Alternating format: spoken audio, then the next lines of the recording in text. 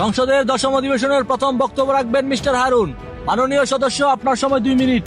ধন্যবাদ মাননীয় স্পিকার। মাননীয় স্পিকার, আমাদের এই বাংলাদেশ যা শুধু একটি দেশ নয়, এটি 30 লক্ষ শহীদের আত্মত্যাগে গড়ে ওঠে একটি স্বাধীন জাতি। স্বাধীন বাংলার সবুজ শ্যামল মাঠ, পাহাড়ের বুকে মেঘের নরম হাত, নদীর কলকল সুরে জাগে প্রাণ, পাখির কণ্ঠে বুড়ের মধুর গান। শহীদের রক্তে রাঙা এই পবিত্র জমি বাংলাদেশ আমার অহংকার, এই দেশই আমার মাতৃভূমি। কিন্তু অত্যন্ত দুঃখের সাথে বলতে হয়, আজ স্বাধীন বাংলার বহু মানুষ তাদের ন্যায্য অধিকার থেকে বঞ্চিত।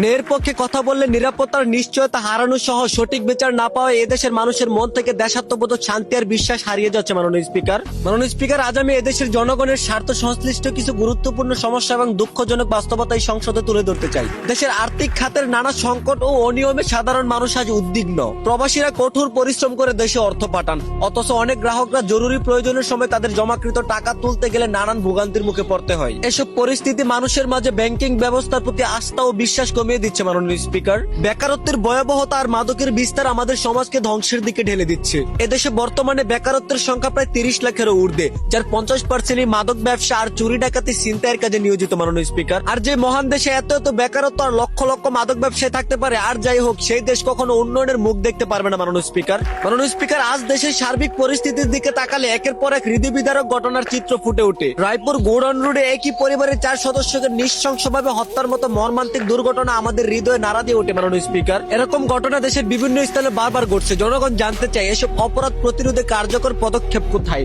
আর অপরাধীদের বিরুদ্ধে দৃশ্যমান জবাব দিয়ে আর ন্যায় বিচার কবে নিশ্চিত হবে। মাননীয় স্পিকার, জীবিকা সন্ধানে গ্রামের অসংখ্য মানুষ শহরে এসে ছোট ছোট দোকান আর ব্যবসা করে পরিবার চালান, কিন্তু অনেকেই অভিযোগ করছে সামান্য আয়ের মধ্যে চাঁদাবাজির চাপ তাদেরকে নিঃস্ব করে দিচ্ছে। প্রশ্ন হলো, এসব অন্যায়ের বিরুদ্ধে কার্যকর পদক্ষেপ কোথায়। মাননীয় স্পিকার, আজ আমাদের তরুণ সমাজের একটি অংশ পড়াশোনা ও দক্ষতা অর্জনের পরিবর্তে অনলাইনে তাদের 99% ফোকাস দিচ্ছে। শুধু ছেলে নয়, মেয়েরাও তাদের ফিটনেস আর সৌন্দর্য দেখিয়ে অশ্লীল ভিডিও করে অনলাইনের জনপ্রিয়তাকে তাদের জীবনের লক্ষ্য হিসেবে বেছে নিয়েছে, যা ভবিষ্যৎ প্রজন্মের জন্য উদ্বেগজনক বিষয়। মাননীয় স্পিকার, তাই তরুণদের শিক্ষা, মূল্যবোধ ও সৃজনশীল কাজে উৎসাহিত করার পাশাপাশি অনলাইনে ক্ষতিকর ও অশালীন ভিডিওর বিরুদ্ধে কার্যকর পদক্ষেপ নিয়ে তাদের সঠিক পথে ফিরিয়ে আনুন। আমার উপরোক্ত আলোচনাকে ব্যাখ্যা করে সঠিক ও ন্যায় পদক্ষেপ নিয়ে দেশের উন্নয়নের কাজে লক্ষ্য দিয়ে দেশে শান্তি ফিরিয়ে আনুন। ধন্যবাদ মাননীয় স্পিকার।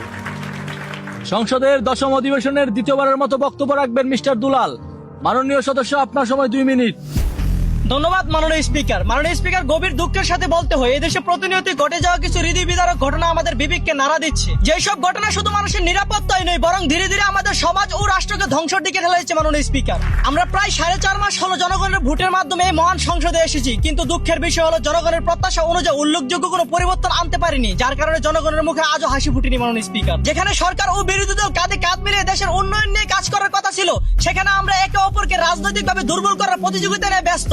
এতে করে সবচেয়ে ক্ষতিগ্রস্ত হচ্ছে দেশ ও সাধারণ মানুষ। আমরা যেন একে অপরের প্রতিপক্ষ নয়, চির শত্রু হয়ে উঠেছি। এই বিভেদ ও নেতিবাচক মানসিকতা পরিবর্তন না করলে দেশের কাঙ্ক্ষিত উন্নয়ন কখনো সম্ভব হবে না। মাননীয় স্পিকার, সাধারণ মানুষের শেষ ভরসা আইন শৃঙ্খলা বাহিনী, কিন্তু প্রভাব, সুপারিশ, দুর্নীতির অভিযোগের কারণে সাধারণ মানুষ ন্যায় বিচার থেকে বঞ্চিত হচ্ছেন। এতে করে জনগণের আস্থা দুর্বল হয়ে পড়েছে। আর যে রাষ্ট্রের আইন শৃঙ্খলা ব্যবস্থার উপর মানুষের বিশ্বাস উঠে যায়, সেই রাষ্ট্রের সাধারণ জনগণ শান্তিতে জীবনযাপন করা বিলাসিতা হয়ে পড়ে। মাননীয় স্পিকার, আজ অসাধু দালালদের প্রতারণায় হাজারো মধ্যবিত্ত পরিবার নিঃস্ব হয়ে যাচ্ছে। বিদেশে কাজের স্বপ্ন দেখিয়ে কোটি কোটি টাকা হাতিয়ে নেওয়া হচ্ছে, অথচ অনেক প্রবাসী সঠিক কাজ, আকামা ও প্রয়োজনীয় সহায়তা থেকে বঞ্চিত হচ্ছেন। যে দেশ তার রেমিটেন্স যোদ্ধাদের প্রতারণার হাত থেকে রক্ষা করতে পারে না, সে দেশের উন্নয়ন কখনো টেকসই হতে পারে না। মাননীয় স্পিকার, আজ প্রশ্ন জাগে, প্রাথমিক বা এসএসসি পাশ করা অনেক শিক্ষার্থীরা কেন শুদ্ধভাবে বাংলা ইংরেজি রিডিং পড়তে পারে না? শিক্ষার মানের দুর্বলতা ও দায়িত্বশীলতার অভাব আমাদের ভবিষ্যৎ প্রজন্মকে পিছিয়ে দিচ্ছে।